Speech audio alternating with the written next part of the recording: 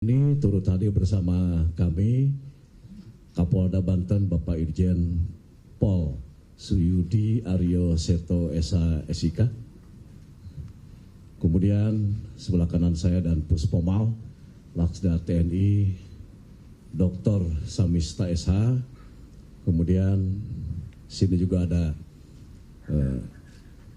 Asintel Intelijen Kasal diwakili Asintel, Wasintel, Laksma TNI Bramantio, kemudian hadir juga Panglima Koarmada 1, Laksda TNI Dr.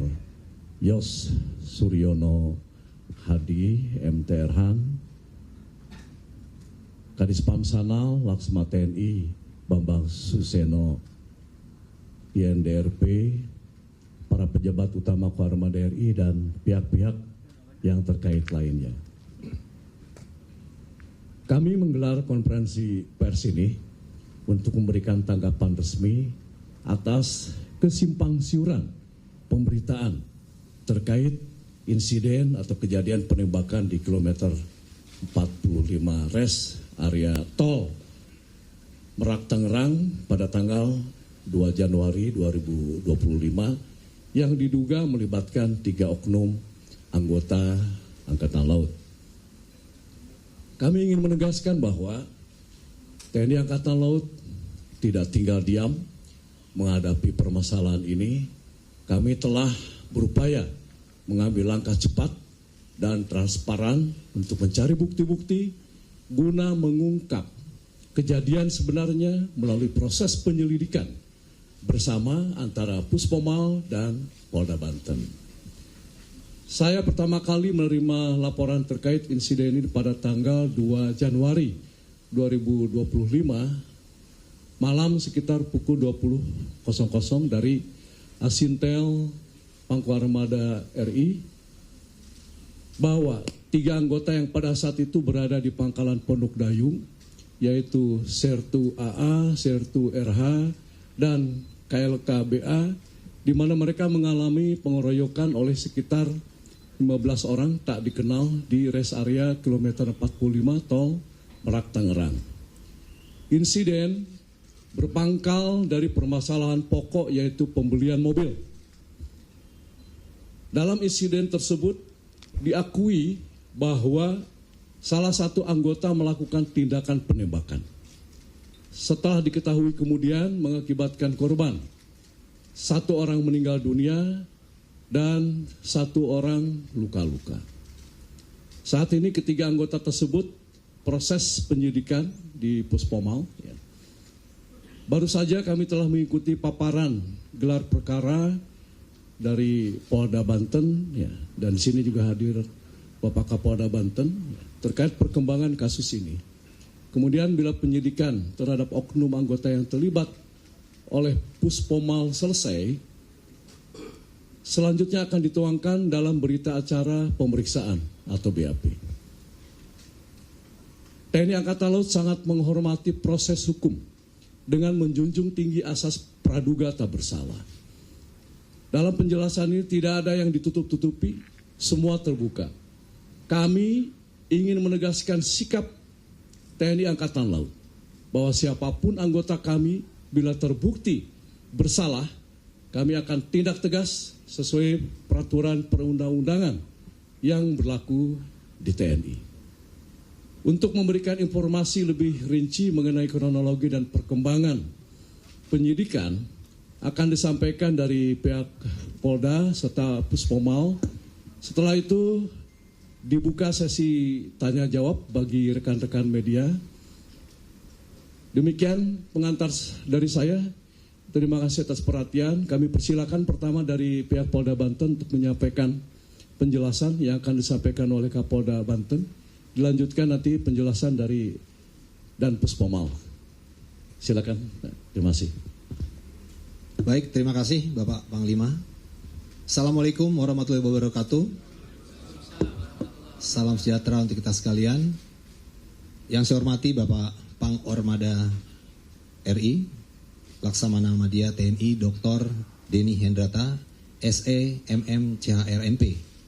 Yang saya hormati para PJU Ormada RI, Bapak Dan Puspomal, Laksda TNI Sasmita Esa, dan seluruh awak media yang saya cintai dan saya banggakan. Pada hari ini kami selaku Kapolda Banten akan menyampaikan hasil penyidikan yang telah kami lakukan, tentunya atas koordinasi bersama dengan pihak Puspomal TNI Angkatan Laut, karena kejadian yang berakhir adanya penembakan itu bermula dari kasus penggelapan terhadap sebuah kendaraan yang ditangani oleh Polda Banten. Kami akan sampaikan, yang pertama, kasus ini dilaporkan kepada kami terkait dengan tindak pidana penggelapan sesuai dengan pasal 372 KUHP. Sesuai dengan laporan polisi yang diterima oleh Polsek Rajek, Polres Kota Tangerang, tanggal 2 Januari 2025. Pelapornya adalah Saudara Aga Muhammad Nasruddin, ya, tinggal di daerah Taman Raya Rajek, Desa Mekarsari, Kecamatan Rajek, Kabupaten Tangerang. Waktu dan tempat kejadian penggelapan ini adalah di CV Makmur Raya, ya, tempat rental kendaraan. Pukul 00.15 ya, dilakukan penyewaan di Taman Raya Rajek Blok I 15 RT 015 RW 005 Desa Mekarsari Kecamatan Rajek Kabupaten Tangerang. Yang disewa adalah Honda Brio warna orange nomor polisi B2694 KZO, ya, yang disewa oleh seorang warga Pandeglang bernama AS, ya. Yang selanjutnya AS ini menyerahkan, ya, setelah dia menyewakan diserahkan pada saudara IH, ya, yang saat ini masih DPO, ya. Kemudian saudara IH ini bukan hanya dia dititipkan kendaraan oleh AS saja, tapi juga dia menyiapkan, ya, KTP palsu dan KK palsu, ya, atas nama AS, ya, atas nama AS. Ya, tentunya ini sebagai syarat dokumen penyewaan kendaraan. Ya. Untuk bisa menyewa dia harus menggunakan KTP dan KK, tapi dia menggunakannya KTP dan KK palsu. Ya. Kemudian dari saudara IH, dia menyerahkan lagi ke saudara RH. Ya. Nah, RH ini, ya, kemudian dijual, ya, kepada saudara IS dengan harga 23 juta. Ya. Nah, kemudian dari saudara RH, ya, baru diserahkan kepada atau dijual kepada saudara AA, ya, Oknum TNI Angkatan Laut, ya, melalui saudara SY. Harganya sudah naik, ya, dinaikin menjadi 40 juta. Nah, saksi-saksi yang kita periksa 13 orang, ya, baik saksi-saksi yang ada di TKP maupun juga saksi penangkap. Kemudian barang bukti yang kita amankan, yang pertama adalah surat BPKB kendaraan Honda Brio warna orange tahun 2021, Nopol B2696 KZO. Kemudian juga sebuah surat STNK kendaraan Brio warna orange tahun 2021. Kemudian 1 unit kendaraan Honda Brio berwarna orange atas nama Siska Widyatuti, ya. Kemudian sebuah kunci kendaraan, 1 lembar tanda terima sewa kendaraan, kemudian 1 buah KTP palsu, 1 lembar KK palsu, ya, kartu keluarga palsu, kemudian ID card palsu, dan sebuah fotokopi STNK Brio. Ya.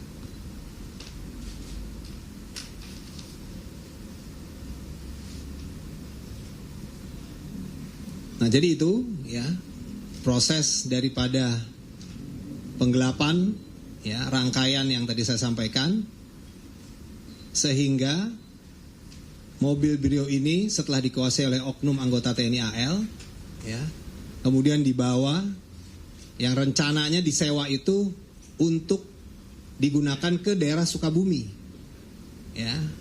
Dan di dalam kendaraan itu sudah terpasang 3 GPS. Nah, 1 GPS masih aktif, 2 di GPS ini sudah tidak aktif.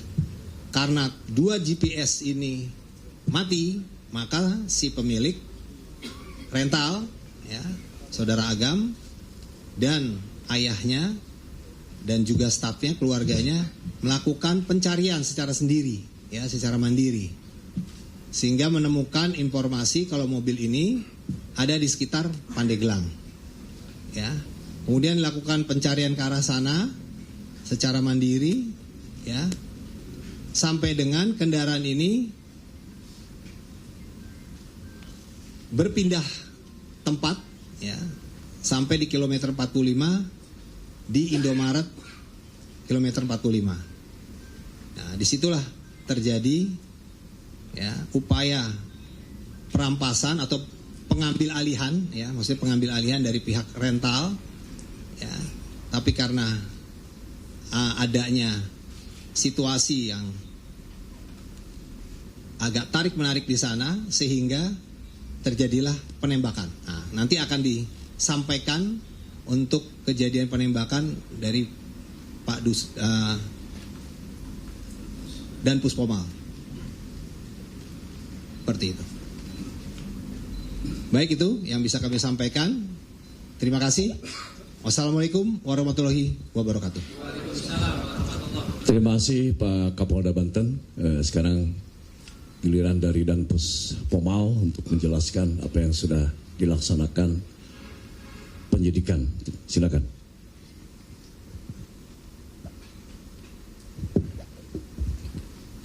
Bismillahirrahmanirrahim. Assalamualaikum warahmatullahi wabarakatuh. Yang terhormat Panglima Armada RI beserta seluruh PCU, saya hormati Kapolda Banten, Panglima Armada 1 dan rekan-rekan wartawan. Pertama-tama saya mungkin menyampaikan sekali lagi selamat tahun baru. Kemudian saya pribadi menyampaikan ucapan bela sungkawa kepada pihak keluarga atas kejadian ini. Kejadian dan musibah ini tentunya kita tidak menginginkan semuanya. Tidak menginginkan ini akan terjadi. Mungkin itu sudah kehendak yang Maha Kuasa. Tapi saya selaku Danpus Pomal, ketika mendengar berita dan informasi kejadian tersebut, kami langsung mengambil langkah-langkah. Dari hari kami menerima juga hampir sama dengan Panglima Armada, itu hari Jumat malam. Kemudian kami Sabtu pagi langsung bergerak. Mohon maaf kepada rekan-rekan wartawan kalau pada saat hari Sabtu banyak yang menghubungi saya dan saya tidak angkat, bukan berarti apa, karena pada saat hari Sabtu juga saya ada satu kegiatan yang tidak bisa saya tinggalkan sehingga handphone saya tidak terfokus ke situ. Saya berada di Cirebon melaksanakan peresmian masjid dan sekaligus bakti sosial.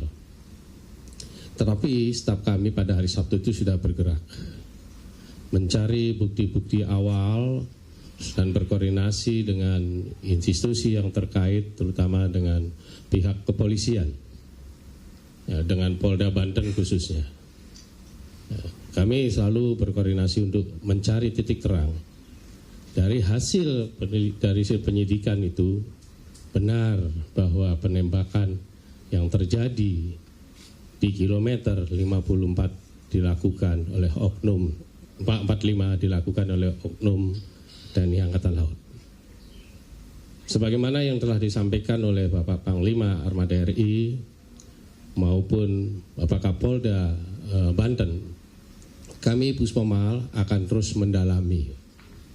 Dan sekarang sudah dalam proses penyidikan, pelaku sudah kami amankan.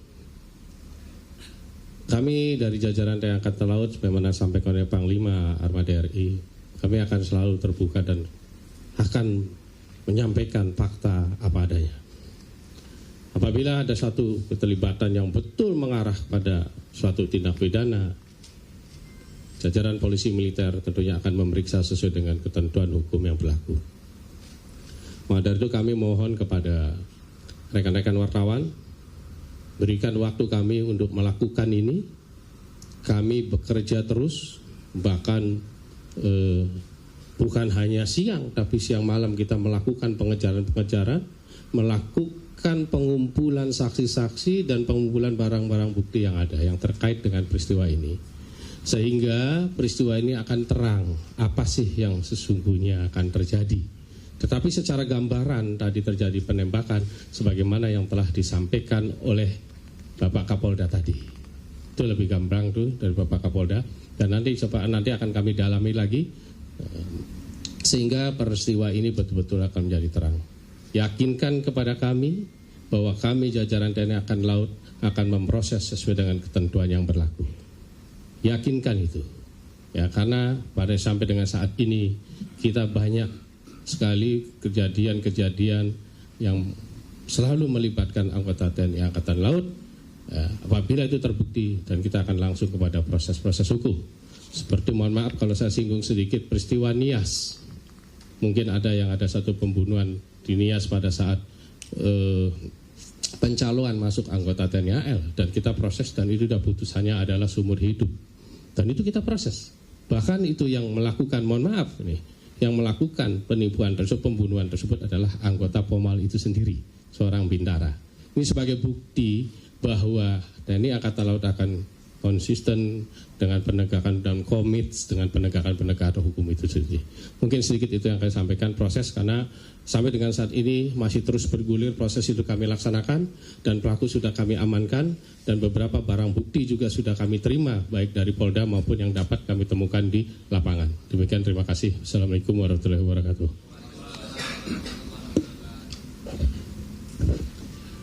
Terima kasih dan Puspomal. Saya juga mau izin menyampaikan belasungkawa terhadap keluarga korban yang meninggal dunia maupun yang luka. Ya. Sehingga pada kejadian ini sebetulnya memang harus kita kebut ya supaya dapat kebenaran dan keadilan. Selanjutnya dipersilakan kepada rekan-rekan media untuk bertanya. Silakan.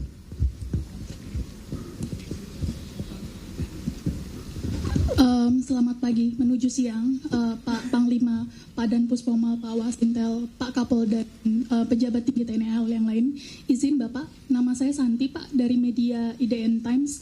Ada 2 pertanyaan yang ingin saya tanyakan ke pihak TNI AL dan 1 pertanyaan untuk Bapak Kapolda Banten. Yang pertama Pak, ke Pak Dan Puspomal dulu.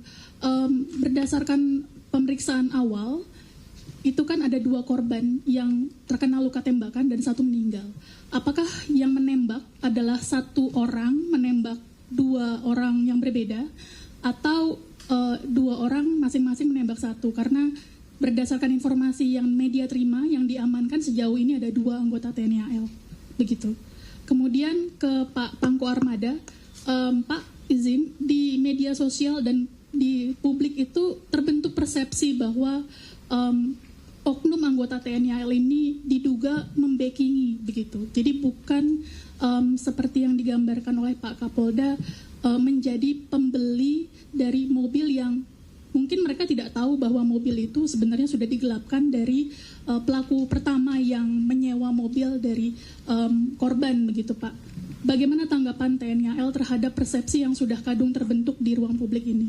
Itu. Kemudian untuk Pak Kapolda Banten, izin Bapak, sebelumnya kan korban juga sempat mengaku kepada media begitu, sebelum mendatangi pelaku sempat meminta bantuan atau pendampingan kepada pihak kepolisian, tetapi diragukan karena diduga adalah pihak leasing, bukan pemilik dari mobil yang akan diambil, karena ada indikasi GPS itu nonaktif sehingga dikira akan dicuri gitu Pak. Apakah sudah terkonfirmasi, karena kan diperiksa oleh Propam ya Pak saat ini, itu bagaimana hasil pemeriksaannya, dan apa alasan menolak memberikan pendampingan bantuan kepada korban yang ingin mengkonfrontir pelaku yang diduga akan mencuri mobil itu? Terima kasih, Pak.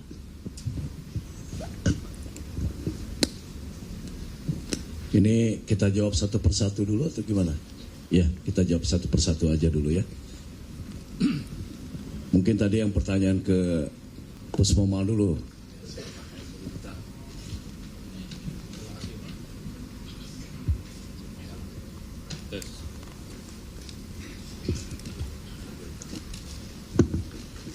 Terima kasih Pak atas pertanyaannya. Jadi yang melakukan penembakan itu adalah satu orang, nembak kedua. Karena yang satunya itu kan dari hasil CCTV juga yang dikeroyok itu tadi, yang baru keluar dari toilet, dikeroyok sehingga ada satu keributan. Disitulah anggota yang menembak itu. Jadi bukan dua anggota yang menembak, tapi satu anggota yang menembak. Dan semua anggota sudah kita amankan. Gitu.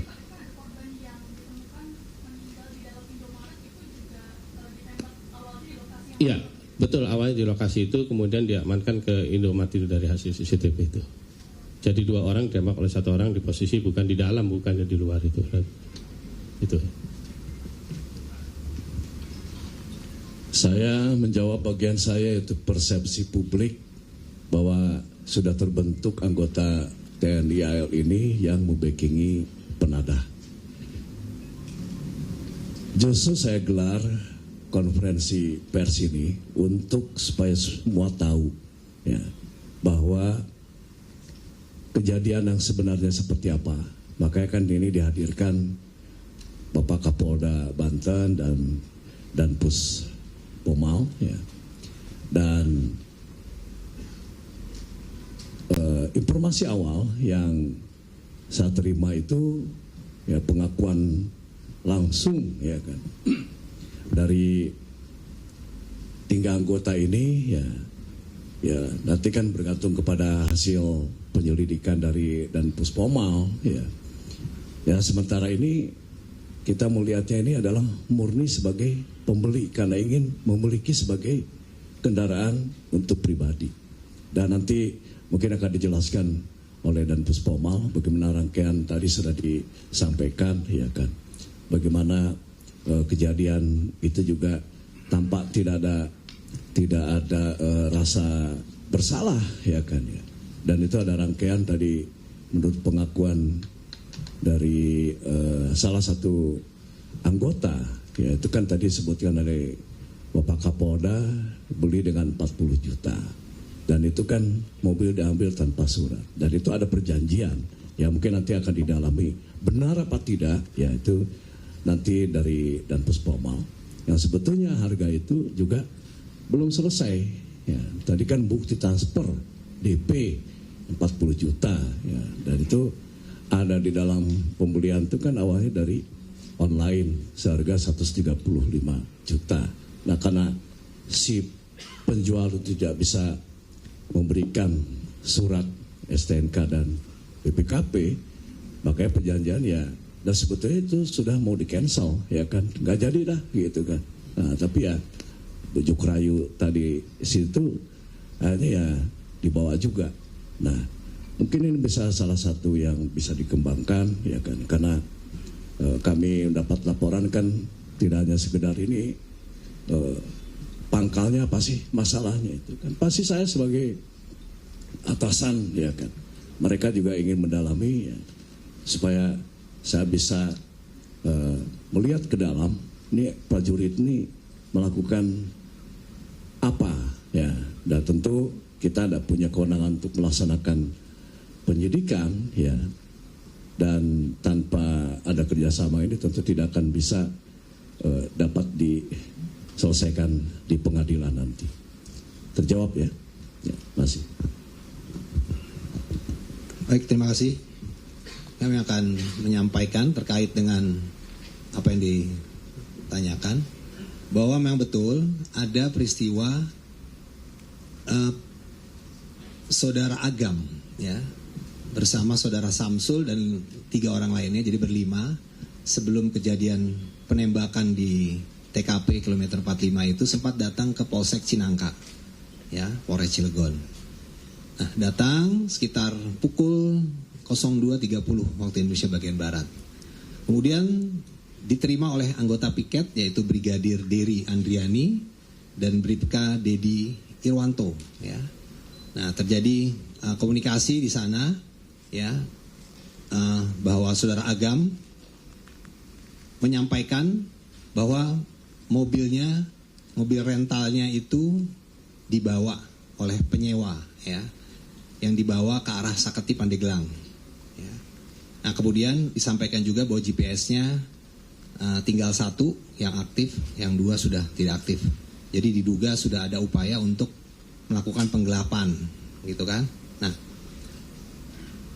anggota kami, Saudara Bribka Dery, ini dilaporkan karena adanya dugaan penggelapan rental, ya, dan situ ada sedikit diskusi antara rental dan leasing. Nah, dilaporkanlah ke Kapolseknya untuk meminta petunjuk. Nah, pada saat melaporkan kepada Kapolseknya, Bribka Dery ini tidak utuh melaporkannya. Ya, seharusnya ini adalah terkait dengan rental, penyewaan kendaraan yang didugakan digelapkan, tapi dilaporkannya leasing kepada Kapolseknya. Sehingga Kapolsek ini menyampaikan kalau memang leasing harus ada surat dari leasing dan sebagainya, diminta dokumen. Nah, dokumen ini pun sudah disampaikan sebenarnya oleh Saudara Agam, baik itu BPKB, STNK, dan kunci cadangan. Jadi seharusnya memang anggota kita itu melakukan pendampingan, tapi tidak dilakukan pendampingan karena anggota merasa kekuatannya sedikit, jadi tidak berimbang sehingga tidak melakukan pendampingan. Padahal seharusnya anggota kita bisa melakukan permintaan tambahan dukungan ke Polres misalnya, ya, atau anggota reserse di Polsek itu sendiri, tapi itu tidak dilakukan, ya. Nah, sehingga dari hasil penyidikan Propam Polda Banten, ya, telah ditemukan adanya pelanggaran, ya, terhadap ketidakprofesionalan terhadap anggota Saudara Dery, ya, Andriani, ya, karena tidak respon terhadap laporan masyarakat yang seharusnya melakukan pendampingan untuk mengamankan kendaraan Honda Brio yang diduga akan digelapkan ini, karena sudah ada dugaan penonaktifan GPS sebanyak 2 buah, tinggal 1, berarti ini sudah ada dugaan. Seharusnya dia sebagai anggota Polri dia melakukan pendampingan, ya, tapi tidak dilakukan sehingga dalam pemeriksaan penyidik dari Propam ini adalah dugaan pelanggaran, dan tentunya akan kita tindak tegas, ya, anggota ini, ya, baik secara etika, ya, yang sanksinya dapat kita demosi, bahkan yang terberat adalah bisa di PTDH. Begitu juga Kapolsek, ya, sebagai pimpinan di Polsek tersebut, ya, dia tidak melakukan pengawasan dan pengandalian dengan baik, ya, tentunya ini juga akan kita kenakan sanksi, ya, baik demosi maupun juga yang terberat adalah PTDH. Dan juga anggota lain yang ada di situ, yaitu Bribka Dedi Irwanto yang juga mendampingi Saudara Dery Andriani, juga akan kita kenakan sanksi kode etik. Demikian. Terima kasih. Ya, siapa lagi? Ya, silakan. Selamat siang, izin semuanya. Saya Eril Wiranata dari Kompas TV. Ingin lebih menanya terhadap dengan transparansi dari 3 oknum anggota TNI yang terlibat. Ini berperan sebagai apa aja, dan lalu pangkat serta kesatuannya mungkin bisa diberikan kepada informasi publik. Terima kasih.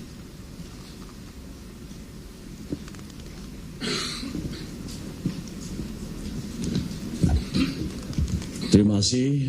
Mungkin ini ada 2 pertanyaan peran dan satuan. Yang peran nanti dari penyelidikan atau dari penyidikan, ya. Tapi kalau misalnya bicara satuan, 3 orang itu 2 dari satuan Kopaska Armada 1, ya, dan 1 itu adalah KRI Bontang, ya. Mungkin itu jawabannya, ya. Tes.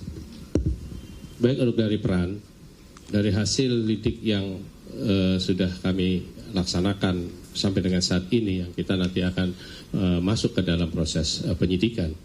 Jadi peran yang 3 orang ini sebenarnya itu adalah rekan. Ya, jadi perannya itu dia tidak memiliki peran, oh ini sebagai eksekutor, oh ini sebagai ini, tidak. Kan ini ada sebagai rekan. Bahkan pelaku dengan yang dikeroyok tadi itu adalah saudara. Jadi pelaku ini adalah pamannya, ya, pamannya AA tadi, pamannya AA tadi yang dalam video itu yang keluar dari toilet itu terus dihadang itu adalah pamannya yang bersangkutan. Jadi peran dalam tindak kejahatan, apakah ini sebagai penadah, apakah ini sebagai backing dari hasil lidik sementara itu masih belum ditemukan. Tetapi apabila nanti dalam perkembangannya ada unsur-unsur yang bisa membuktikan itu, nanti kan dalam proses penyidikan. Ya, nanti berikan waktu pada kami lah untuk itu. Terima kasih. Iya, terima kasih Pak. Mohon izin, saya Gita Irawan Pak dari tribunnews.com. Yang ingin saya tanyakan adalah terkait dengan keberadaan senjata api itu Pak. Senjata api itu kan dibawa oleh anggota ya Pak. Apakah itu memang sesuai dengan SOP? Artinya apakah anggota ini dalam keadaan dinas atau lepas dinas misalnya gitu. Kemudian saat ini senjata api itu sendiri apakah sudah diamankan oleh penyidik dari Puspomal atau seperti apa? Dan apakah itu senjata itu organik atau memang senjata rakitan misalnya seperti itu? Itu yang pertama. Yang kedua itu dari Angkatan Laut sendiri apakah nantinya juga akan semacam memberikan tanggung jawabnya kepada pihak keluarga seperti misalnya santunan atau melakukan meminta maaf atau seperti apa Pak? Mungkin itu aja Pak. Terima kasih banyak. Pertanyaan ini dari Tribun, langsung mungkin saya jawab ya. Ya, pertama masalah status senjata. Senjata itu senjata inventaris ya, yang melekat karena jabatan dari AA ya, itu adalah ADC ya. Nah, ADC ini ajudan ya. Sehingga ketika dia dapat tugas itu sudah SOP, senjata itu melekat. Kemudian tadi udah dijawab ya bahwa ini sudah ada SOP-nya itu tadi ya, ada surat perintahnya segala macam. Nah, kemudian ya tentu bukan senjata rakitan ya. Ada lagi? Oh ya, yang tadi ya. Ya tentu ya, karena kita juga kan pada dasarnya adalah warga negara, pada hakikatnya juga kita manusia ya.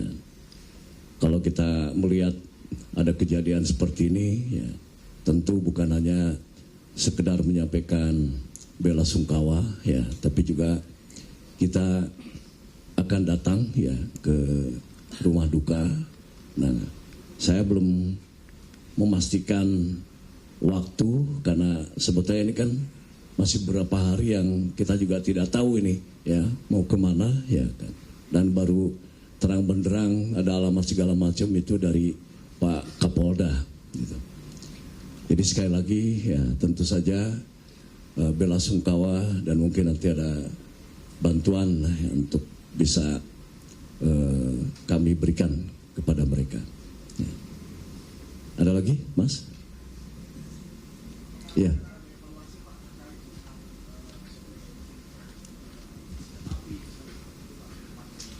Ya, kita akan evaluasi, tapi penggunaan senjata melekat itu adalah untuk pengamanan diri dan siapa yang menjadi tanggung jawab pengamanan atasannya itu.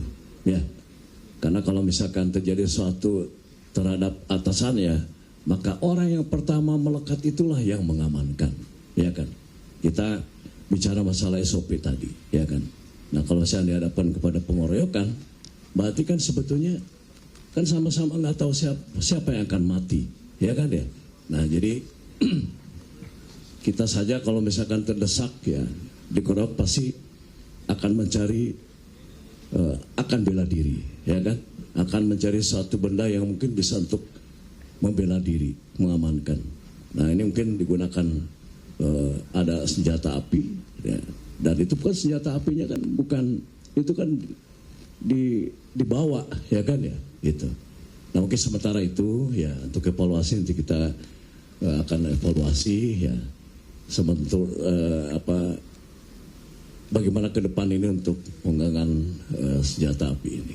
Tapi sebetulnya karena pengeroyokan juga kan tidak berpikir resiko kalau orang yang dikeroyok itu mati, ya nggak? Ya kan? Gitu. Jadi kembali lagi apalagi mungkin karena tentara juga yang sudah dilatih bagaimana faktor kecepatan, insting segala macam, ya kan? Kan kita sering dengar ada kill or to be kill, ya kan ya? Nah itu, mungkin saya kira itu. Terima kasih atas pertanyaannya, ya Mas. Ada lagi? Ya silakan.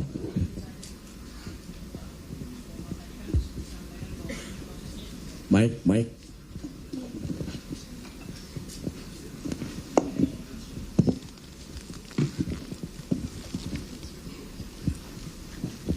Tes, mohon izin Bapak Sahrul dari Jawa Pos, izin ke Pak Dan Puspoma menanyakan status, karena kan tadi disampaikan bahwa prosesnya ini sudah di tahap sidik, artinya penyidikan.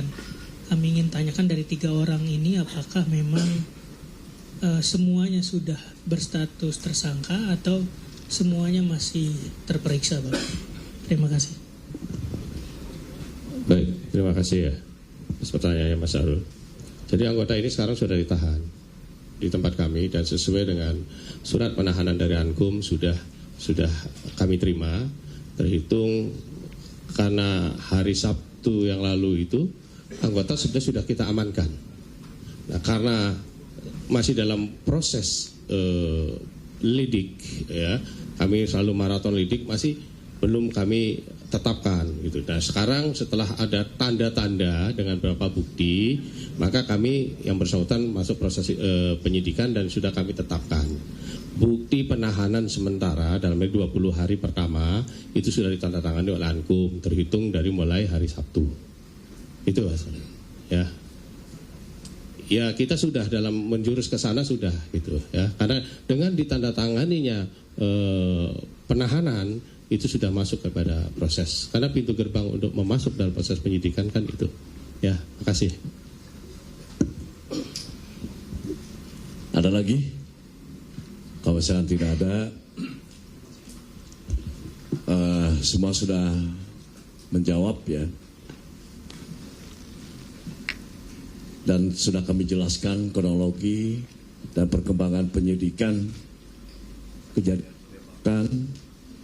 Terima kasih atas perhatian dan kerjasama semua pihak dalam menjaga transparansi dan objektivitas dalam menangani proses hukum yang sedang berlangsung. Demikian, bila taufiq wal hidayah. Wassalamualaikum warahmatullahi wabarakatuh. Selamat siang. Ya.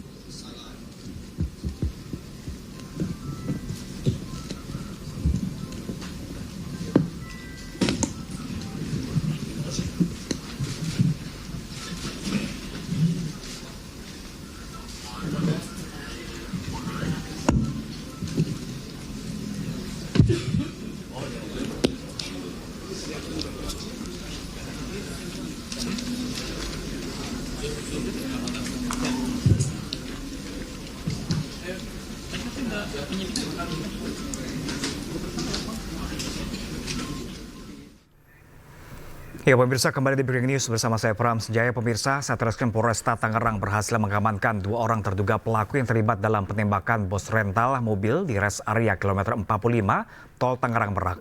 Kedua pelaku merupakan penyewa pertama mobil rental dan oknum TNI Angkatan Laut. Ya udah nggak pakai itu aja pakai. Ini apa siapa? HP-nya HP apa tadi? Satreskrim Polresta Tangerang mengamankan 2 terduga pelaku dalam kasus penembakan di rest area Tol Tangerang Merak, Kecamatan Jayanti, Kabupaten Tangerang, Banten. Pelaku pertama berinisial AS. AS diamankan saat sedang bersembunyi di daerah Pandeglang, Banten. AS merupakan penyewa mobil pertama yang datang ke rental mobil milik Ilyas Abdurrahman di kawasan Rajek, Kabupaten Tangerang pada 30 Desember lalu. Selain AS, 1 terduga pelaku penembakan merupakan oknum dari TNI Angkatan Laut yang saat ini diamankan di Pusat Polisi Militer Puspom TNI. Pihak Polresta Tangerang masih melakukan koordinasi dengan Puspom TNI untuk mendalami keterlibatan dan peran dari oknum anggota TNI Angkatan Laut tersebut.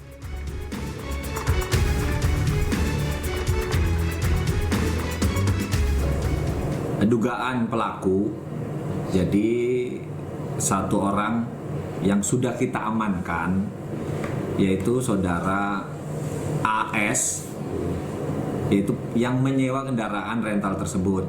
Nah, kita berkoordinasi dengan Polres Pandeglang. Saudara AS diamankan di wilayah Pandeglang, kemudian diserahkan ke Polresta Tangerang. Namun kendaraan itu awal mulanya disewa oleh saudara AS, sehingga polisi sedang melakukan pemeriksaan mendalam dan melakukan pengembangan lebih lanjut. Statusnya informasi TNI AL? Ya, baik untuk terkait dugaan oknum dari anggota TNI, kita juga belum bisa menyampaikan secara detail. Yang pastinya kita harus berkoordinasi dengan Puspom TNI yang nantinya sama-sama kita sampaikan bila mana memang diduga ada keterlibatan dari oknum. Maling mobil! Sebelumnya seorang pemilik mobil rental tewas ditembak pelaku penggelapan mobil di res area kilometer 45 di Kecamatan Jayanti, Kabupaten Tangerang, Banten, Kamis dini hari. Korban tewas akibat luka tembak di bagian dada, sedangkan rekannya kritis lantaran terkena tembakan di bagian sisi perut saat akan mengamankan mobil miliknya. Dari Kabupaten Tangerang, Aimarani, iNews melaporkan.